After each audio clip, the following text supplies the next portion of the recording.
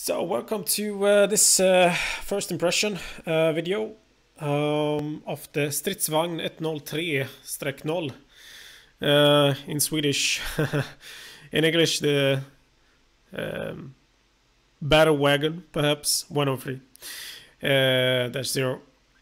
So thank you to Gaijin before we kick off for giving me the opportunity to test drive this vehicle, see what it goes for. I have had quite a lot of fun in it. Some frustrating moments regarding the suspension, how it works, and some other things. But I'm going to be talking that at the end of the video instead, what I think more about the tank itself or the tank destroyer. Before we kick off, let's just quickly look at the modifications. You have...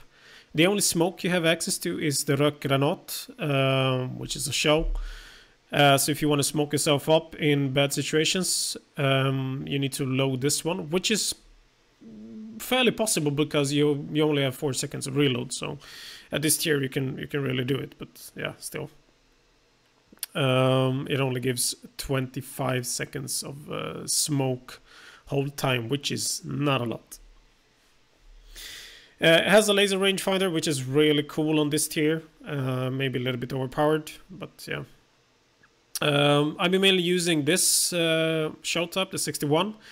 However, when you look at angle penetration, it's better off to go with the 62, especially at range. Switching to this one when you want to be sure maybe you, well, penetrate like really heavily armored tanks on these tiers. And so on, or if you want to penetrate the T-34's turret somehow at range when in a sniping contest.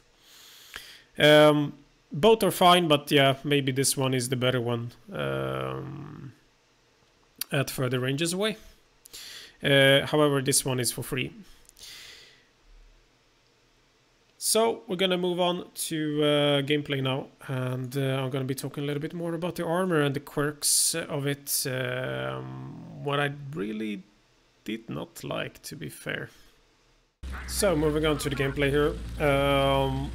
Before I say anything about the survivability of the tank that I want to talk very shortly about, excuse my really shitty aim here in all of the cases of shooting. My point with this tank is, it is fairly survivable. The armor isn't too bad. It's mostly holding up. The problem is that the first shot you always more or less either lose crew, but mainly you get your transmission knocked out. After you get your transmission knocked out, you can't really do anything more because you cannot turn, you cannot move, and you do not have smoke as defense. And yeah, I positioned here like complete garbage and still aimed like shit because I was really frustrated, want to get some revenge kills. And here, yeah, crew get knocked out, transmission gets, yeah, dead. I need to repair. I don't have really that good of a crew, so it's gonna take a long time, more than 50 seconds. Holy moly. So yeah, what are you supposed to do in this situation? And you see the Bradley shooting missiles on me, and that's fine. Okay, almost everything dead except one crew member.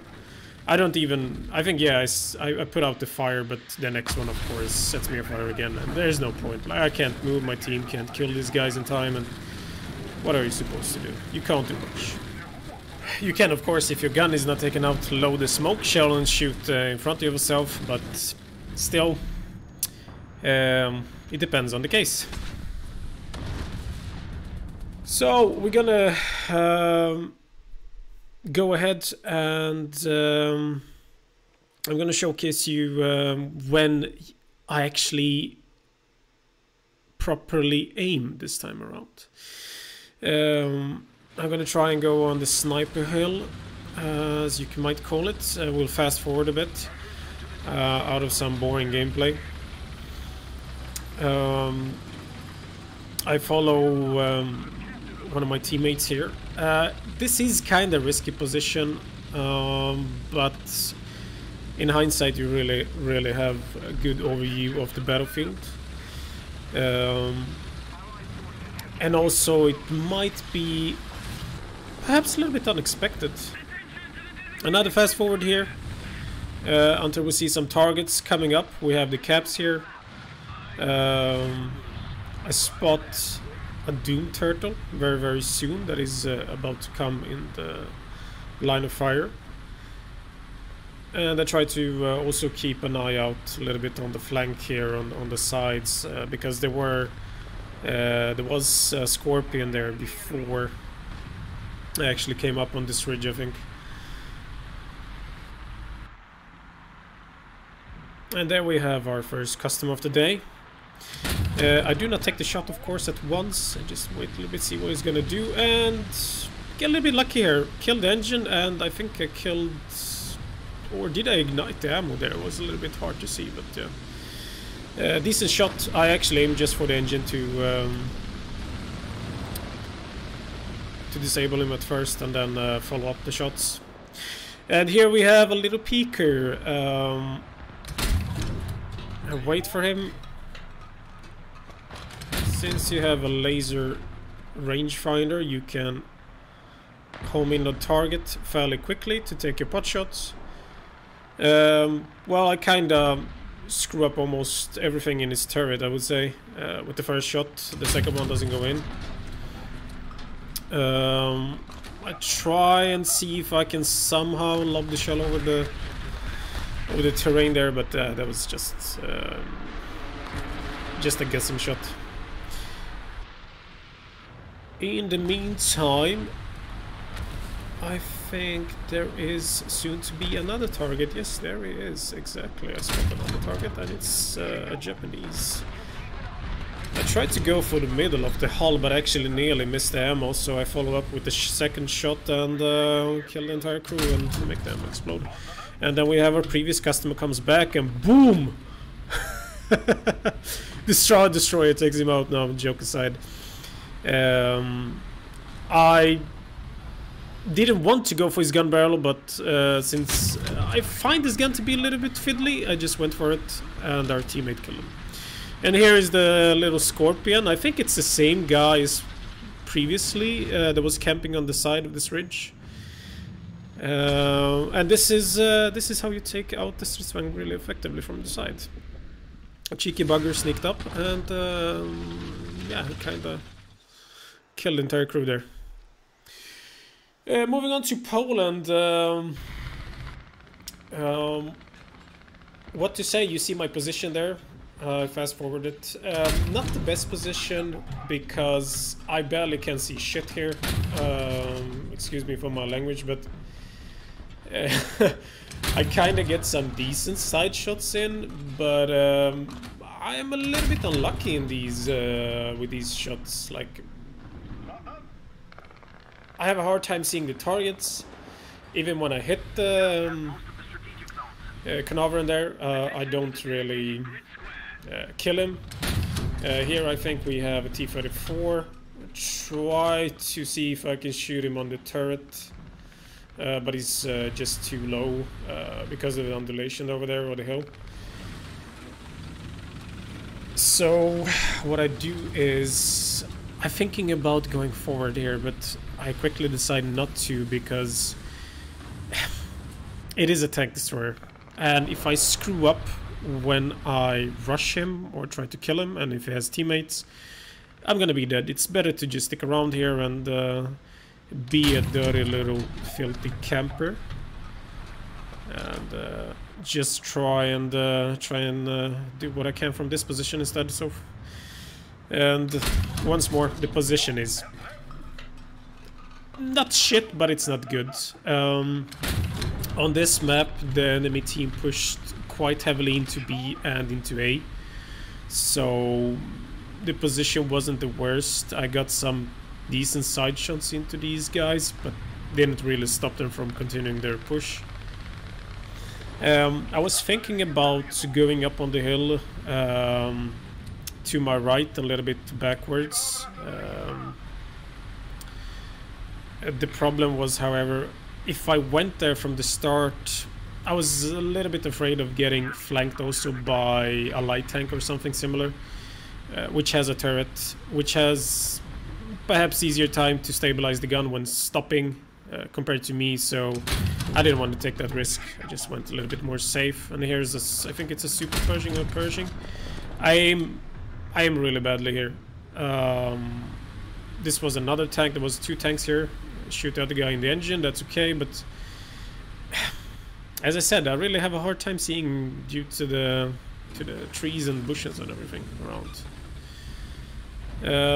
I don't think I shoot anymore on these guys. Yeah, maybe make 1 or 2 more shots. I get a little bit unlucky here with performance of the show. Sometimes I feel you one-shot targets quite easily, and sometimes it takes a couple of rounds. I would argue and say that it's my potatoism that is the problem here. And I get panicked here and try and reverse and get the gun on bear, but my teammate kills off. Yeah, before he gets the second shot into me here. Skipping a little bit forward here, my teammate gets shot in the back. I actually go up to the hill. I try to get some better viewpoints on the enemies coming, going, pushing onwards to our base. Find this guy, and then you can see the machine gun is really, really fiddly. I thought I saw another tank, that's why I tried to use the machine gun. Here, me and our teammate are a little bit pinned down.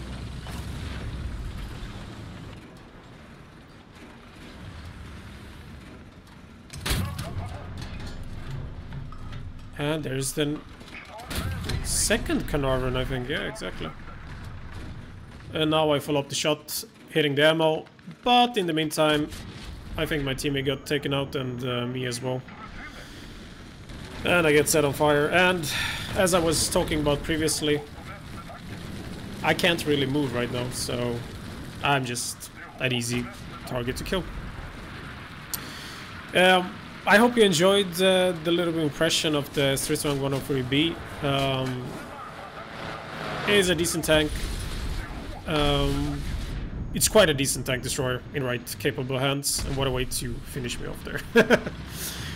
So we're back in the garage again, and yeah, what to conclude? Really cool vehicle. Nice to see the Swedes coming in.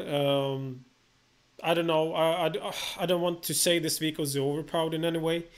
I suppose if you get to know it really good, if you get used to the suspension, the aiming, the fiddly aiming, because the gun is fixated, if you get used to how the shells work, especially at distance, I mean, they are really good. Gun velocity and everything, especially for this tier, they're quite amazing when you think about it.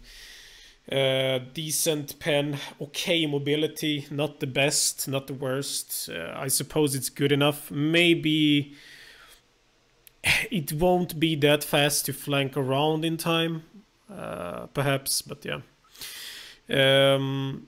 And once more, if you get really used to the suspension, that in situations you can use the suspension with according to the armor, to gain some advantage when it comes to bouncing incoming fire, then the tank is really, really strong. However, I have a hard time with some of the survivability. I mean, mainly to me, just playing like shit and being in shitty positions, I suppose. But I mean, if you survive the first hit, your transmission is usually knocked out anyway, and yeah, there is not much to do after that if your team doesn't take out the guy that shot you, and you're safe from other incoming fire. But yeah, definitely worth getting this tank. Wait for it if you're not sure how the line will be. I would... Is it worth 50 euros? I mean... Myself, I would wait until the line comes out to see the compression, or I just like where will the rest of the vehicles be in the tree? And I mean, 50 euros is a lot. It's not 60 euros as the top premiums, but still a lot of money. But yeah, I think if you want to collect and everything, if you like the looks of the tank, go get it. It's a good tank. It's fun, and it's rather cool, especially for this tier. So yeah, been rambling on too much to conclude it all. Thank you guys for watching, and hope you have some patience with my initial War Thunder videos. I'm fairly new to this. Sometimes not really prepared as I should be, but these videos are not meant to be a review of a sort. They're more meant to be just an impression, to see some gameplay of the tank, and to let you know my feelings of it. Yeah, I'll see you on the next one. Take care.